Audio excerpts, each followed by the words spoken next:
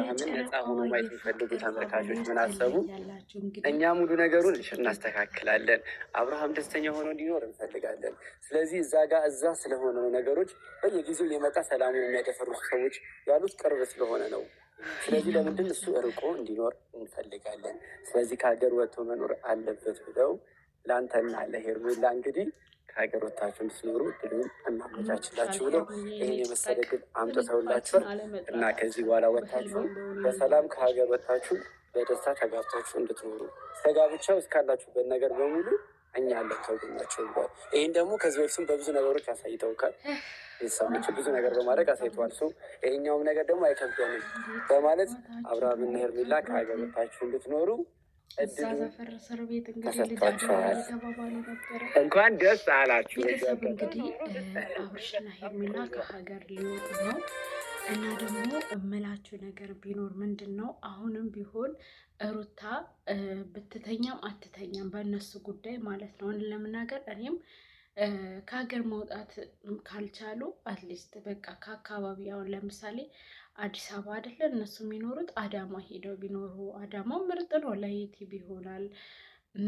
ቡታጅራም ሄደው ለአንድ 2 ወር 3 ወር ቢኖሩ ቡታጅራ ምርጥ ቅዝቅዝ ያለች ውብ ሀገር ናት። እኔ ሀገሬ ስለሆነች አይደለም፣ ሃይላንድ ውሃ የምታስንቅ ሀገር ናት። ሆነ ለመናገር ማለት ነው የታሸገ ውሃ የምታስንቅ ሀገር ነው ያለን።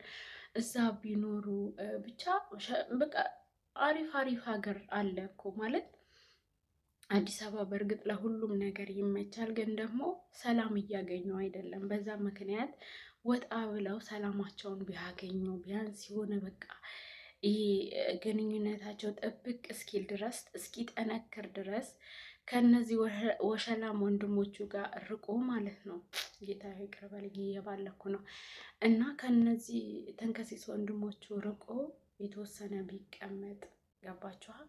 ከነሱ ርቆ 1-2 ወር ቢቀመጥ እኛ አብርሽ ከሄርሜላ ጋር ሽንታቸው እየሸኑ ቢሆን ሽንት ቤት ገብተን እናያቸዋለን። እውነቴን ነው የምላችሁ። እና አሁን ግን በጣም አሪፍ ሀሳብ ነው። በዚህ አጋጣሚ ኦዲየንሶች ከልብ እናመሰግናለን። ይሄ ነገር እኔም ሰምቼ ነበረ፣ ግን የእውነት አልመሰለኝም ነበር። ይሄ ጉዳይ ተስተካክሎለታል የሚል መረጃ ዛሬ ተነግሮኝ ነበረ ማለት ነው። ግን እኔ ደግሞ አረ እንዴት ኦዲየንስ እንዴት እሺ፣ ከአዲስ አበባ ውጭ ኦኬ፣ የሌላ ሀገር እንዲሄዱ ከሆነ ኦኬ፣ ሶፋውም አልጋውም ሁሉም ነገር ይዘጋጃል። ግን ደግሞ ሰው ሀገር ቪዛ አስተካክለው፣ ለነገሩ በእናታችሁ ብር ካለ በሰማይ መንገድ አለ አይደል የሚባለው። ብር ካለ የሌለ ነገር የለም እና ኦዲየንሶች አመቻችተውላቸዋል ማለት ነው። እነሱም ደግሞ በጣም ደስ ብሏቸዋል። እንግዲህ ሀሳባቸውን ካልቀየሩ ደስ ብሏቸዋል። እንደማይቀይሩም ተስፋ አደርጋለሁ።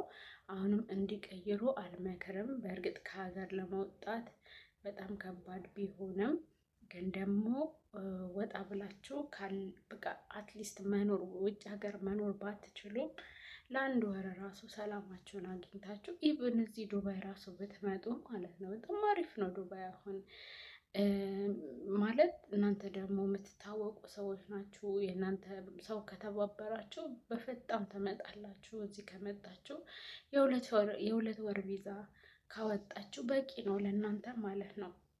2 ወር እዚህ ቁጭ ብላችሁ ስትሄዱ እቃዎችን ይዛችሁ ትሄዳላችሁ። በዛውም ስራ ነው። ሄርሚም ደግሞ አሁን አብርሽም ዱባይ መጥተዋል። ሁሉም ዱባይ መጥተዋል። ዳኒም መጥተዋል። ሄርሚ ናት ያልመጣችው፣ እሷንም እናመጣታለን እና ኑ በቀኛ ጋር እንደ ሀሳብ ነው። ደግሞ ይሄ ባህር ላይ ምናምን አይደለም እኛ ምንድራችሁ እናንተም ማለት ነው። ዘና ያለ በቃ ዘና ያለ በቃ አዳራሽ ተከራይተን ማለት ነው። ምንድን ነው የሚባለው በአረብኛ ኤስትራሃ ይባላል የሰርግ ቦታ እና እዛ ተከራይተን ነው ፏ የምናደርጋቸው። ይሄ ባህር ምናምን በዛ ሙቀት እሱ የመዳም ቅመሞች ተሳስታችኋል። አብርሽና ሩታን ምዛድራችሁ መጨረሻቸው አላማረም። ለማንኛውም ሄርሞንና አብርሽን የምንድራቸው በቃ ምን ልበላችሁ እልል ያለ አዳራሽ ተከራይተን ነው ፏ የምናደርጋቸው ማለት ነው የኔ ጨረቃዎች። ሄርሞ ደግሞ ቀን በቀን ውበትሽ እየጨመረ ነው። ተይ አንቺ ልጅ ማስክ አድርጊ በቃ። እኛ ተሳስሽብናለሽ፣ ትደክሚብናለሽ። በቃ በቃ ለክፉ የሚያይሽ ይጥፋ። እና ሰሞኑ እንግዲህ አልመጣሁላችሁም። ያው የአንዳንድ ቤት የሆነ ሰው ቤት ልጅ አደራ ምናምን ምናምን ሲጀምር ገኒ መከሰስ አለባት። የምን ልጅ አደራ ነው? ገኒ አይደለ እንደ ልጁን ይዛ የጠፋችው? ለምንድን ነው አብርሽ ገኒን ያልከሰሰው? ከዛ ልጁ ቡዜ ጋር ይሄዳል።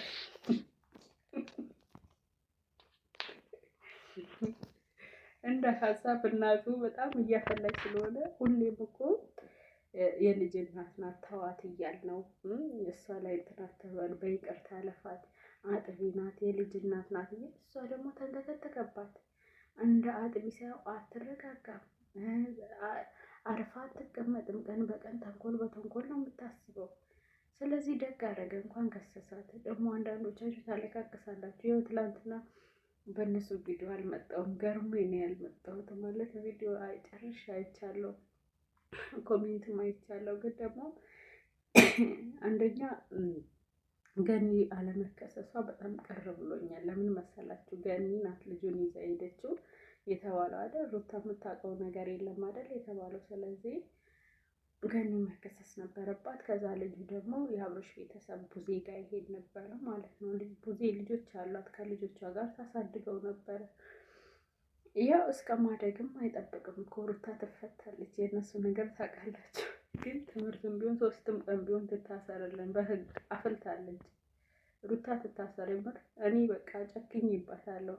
ተንተከተከባት። በቃ ካረገዘች ጀምሮ ያው አያሳስረኝም ሆዴ ውስጥ ልጅ አለ ብላ እንዲህ አናታችን ላይ ወጣች እኮ እንደዚህ ማለት ነው።